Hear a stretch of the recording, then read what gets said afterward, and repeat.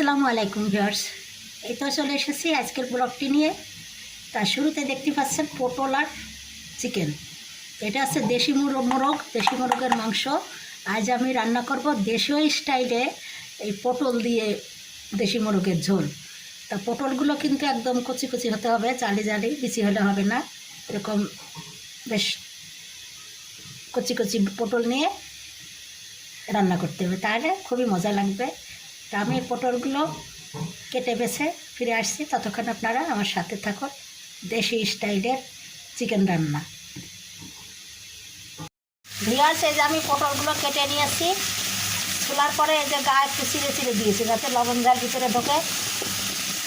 কচি কচি যেগুলো সেগুলো একটু হাঁসিয়ে নিয়েছি, এগুলো একদম কচি টসড়ি নিয়েছি। আর এখন এই যে কড়াইতে তেল দিয়ে সমস্ত মশলা, গরম মশলা, আদা রসুন বাটা, জিরে বাটা, ধনে বাটা, তেজপাতা, হলুদের গুঁড়া, মরিচের গুঁড়া সব কিছু দিয়ে আমি যে পানি দিয়ে কষিয়ে নিয়েছি।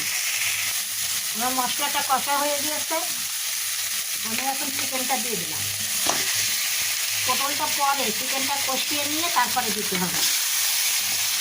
ঝাল লবণ যে যেরকম খাবেন, কড়া ঝাল, তারা কড়া ঝাল দেবেন। আমরা কড়া ঝাল খাই না, এই জন্য আমি একটু ঝালের পরিমাণটা কম দিয়ে থাকি।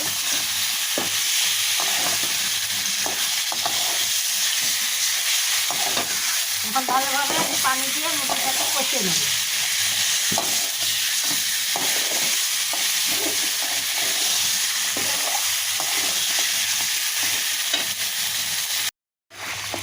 চিকেন কষা হয়ে গিয়েছে, এবার পটল কেটে রাখা পটলগুলো দিয়ে দিলাম।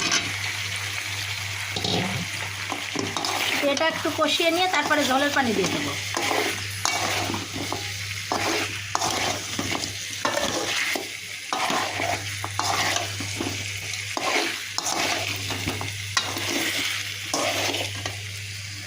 কষা হয়ে গেলে ফিরে আসছি। পটল চিকেন কষা হয়ে গেছে, এবার পানি দিয়ে দিলাম।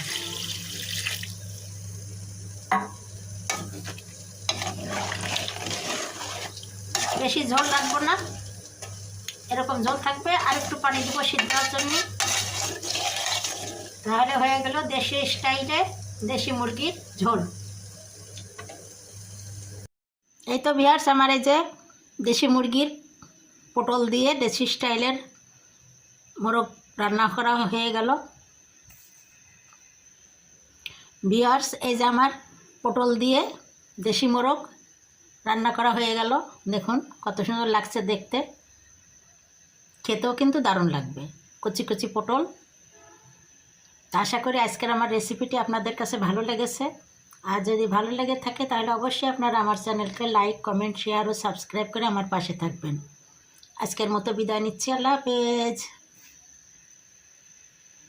তা আপনারা এখানে যে করলাগুলো দেখতে পাচ্ছেন, এটা হচ্ছে আমার ছাদ বাগানের গাছের করলা, আমি হারভেস্ট করে নিয়ে আসছি। তো এখানে দেশি করলা, এই যে ছোটো ছোটোগুলো সব দেশি করলা। তা আমি এই করলাগুলো এখন কেটে ধুয়ে একটা আলু দিব সঙ্গে, দিয়ে আমি এটাকে ভাজি করব। তা আমি কেটে ধুয়ে ফিরে আসছি, ততক্ষণ আপনারা আমার সাথে থাকুন। করলাগুলো কেটে ধুয়ে নিয়েছি, আর একটু হলুদ আর একটু লবণ, আর এই যে কাঁচামরিচকে এই যে ছোটো ছোটো করে কাঁচি দিয়ে কেটে দিয়েছি, যাতে করে মুখে যেন পড়লে ঝাল না লাগে। তা আমি এটাকে একটু পানি দিয়ে একটু ভাপিয়ে নেব, তাহলে কী হবে, ঝটপট করে রান্নাও হবে, আবার তেলও কম লাগবে। একটু ভাপিয়ে নিলে সিদ্ধটা হয়ে থাকবে অল্প তেলে, তখন ভাজিটা হয়ে যাবে। আমি এই যে মিশিয়ে দিলাম, সিদ্ধ হয়ে গেলে ফিরে আসছি। এই করলার কালার সবই এরকমই থাকবে, একটু ঢাকনা দিয়ে ঢেকে দেবো না। করলা আলু সিদ্ধ হয়ে গিয়েছে, এই যে আমি নামিয়ে রেখেছি। কালারটা দেখুন কত সুন্দর হয়ে আছে। এখন একটা কড়াইতে প্যানে তেল দিয়ে দিয়েছি।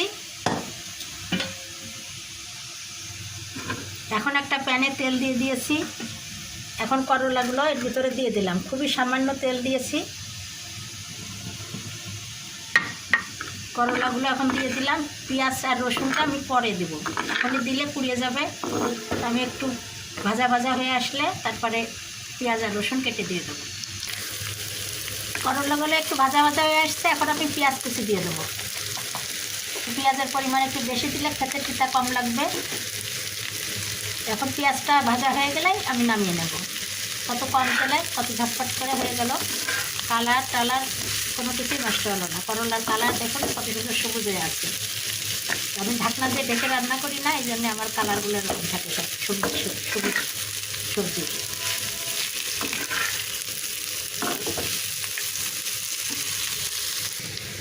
এই তো ভিউয়ার্স, আমার এই যে করলা ভাজি হয়ে গিয়েছে, দেখুন কত সুন্দর কালার হয়েছে। এইভাবে আপনারাও কম তেলে ভাজি করে খেতে পারেন।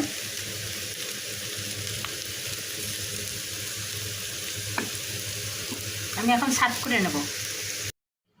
ভিউয়ার্স, এগুলো হচ্ছে পদ্মা নদীর বিভিন্ন ধরনের মাছ। এই যে এগুলো হচ্ছে বাঁশপাতা মাছ, এই যে বাঁশপাতা।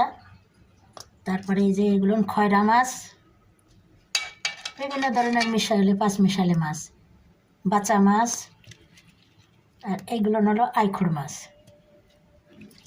এই মাছগুলো কেটে ধুয়ে আমি, এটা পিওলি মাছ, ফিরে আসছি।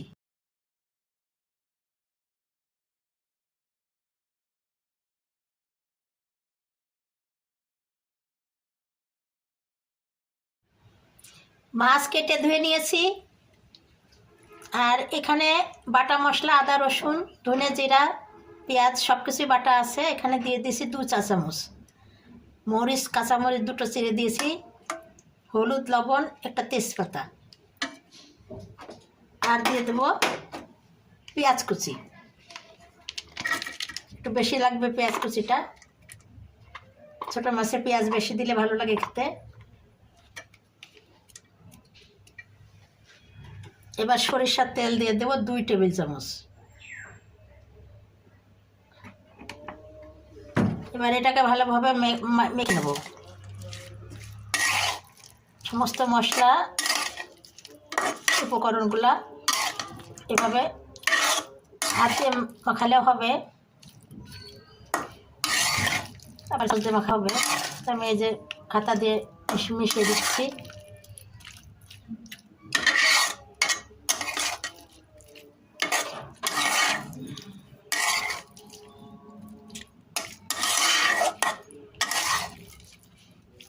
হাতাতে ভালোভাবে মিশিয়ে দিলাম। এবার পানি দিয়ে দেবো।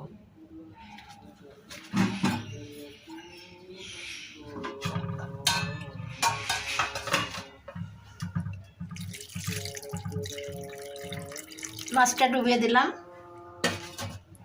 পানিটা জল জল থাকবে আর মাছগুলো সিদ্ধ হবে, তাহলে আমার হয়ে যাবে ছোটো মাছের চচ্চড়ি। চুলোটা ধরিয়ে দিলাম। রান্না হয়ে গেলে ফিরে আসছি। মাছের পানি শুকিয়ে এসেছে, একটু রস রস থাকবে।